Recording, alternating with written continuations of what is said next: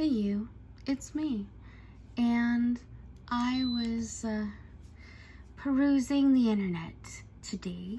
I was watching, I think it was Bottle that I was watching, her video about Amber's latest video regarding how she nearly choked to death on a piece of potato. So, should I care? What do I care? Should I be looking for my sympathy bone? Does that sound harsh?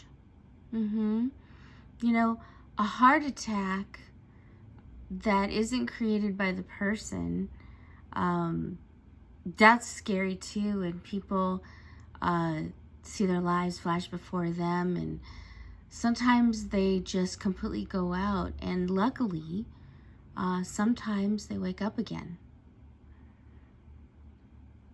But why would I care about some toddler who doesn't know how to chew their food before they swallow and then chokes? Sound harsh? Because it is.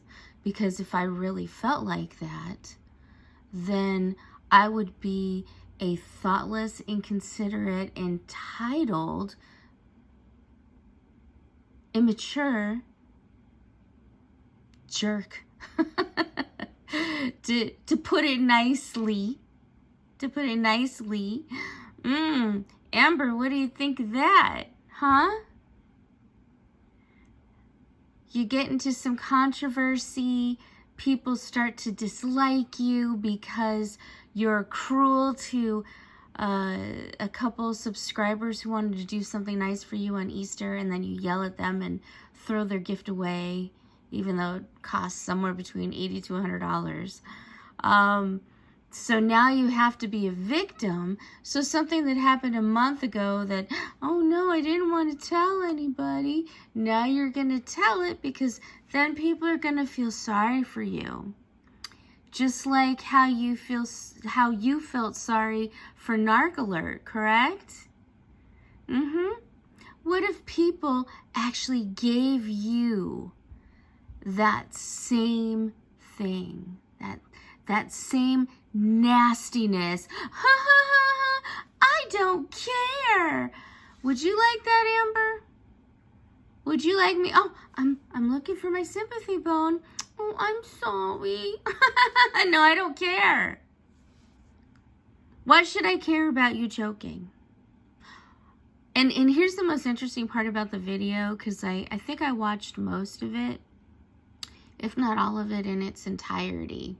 My question is, did you learn anything from choking on a potato? Because she goes off on this, oh, you know, I saw my life flash before my eyes, and it was so scary, and oh my God, it was so awful, and I was triggered, and oh my God, my anxiety. None of that takes responsibility.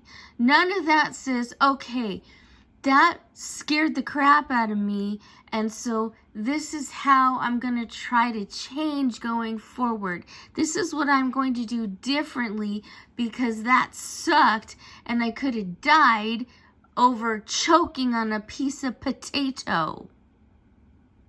No, she doesn't go into that. She just goes, oh my God, this could happen to anybody, you guys, fat or skinny. It could happen to anybody. But it was really scary and a wake-up call, because I'm big, and Feline couldn't do any kind of Heimlich maneuver on me because I'm too big, and I really want to save my life. Baloney. I'm calling baloney. My opinion, baloney. I don't know if this story is true or not. It could be true. I didn't see any real tears coming out. So, you know, who knows how true or not this was. But what did she learn from the experience? Nothing. Is she going to take smaller bites, make sure to chew her food? Is she going to watch what food she eats? Is she going to start eating healthy? She doesn't, she just says a bunch of like It reminds me of like a PowerPoint presentation where you have, the main ideas and then you just talk on them.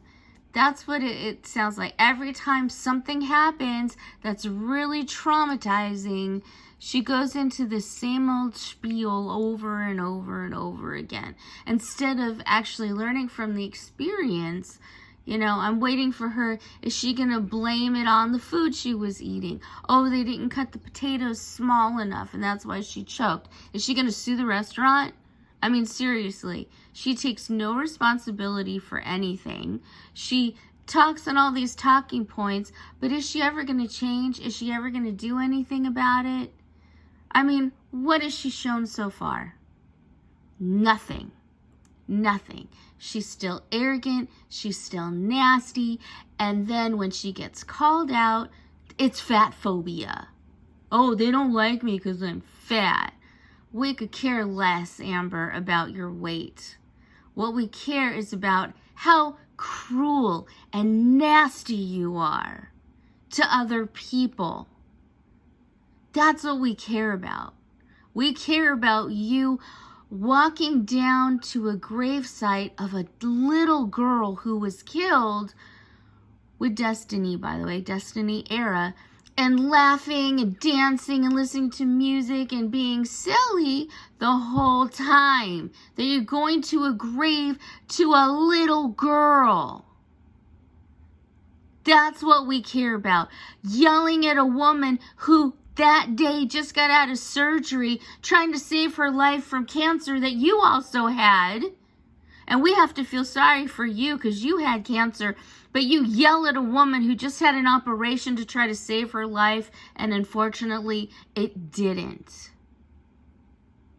We care about even the little things like, oh, Gracie is gone, but hey, we got a couch. Hey, we're going to go get a new kitty. Isn't that good, though? Those are the things we care about. Oh, my little baby dog. Oh, Twinkie, poor Twink.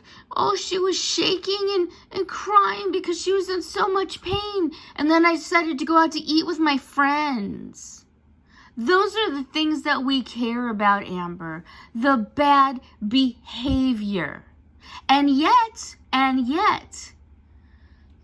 when we talk about you, we worry about you because we want you to lose weight and we want you to live.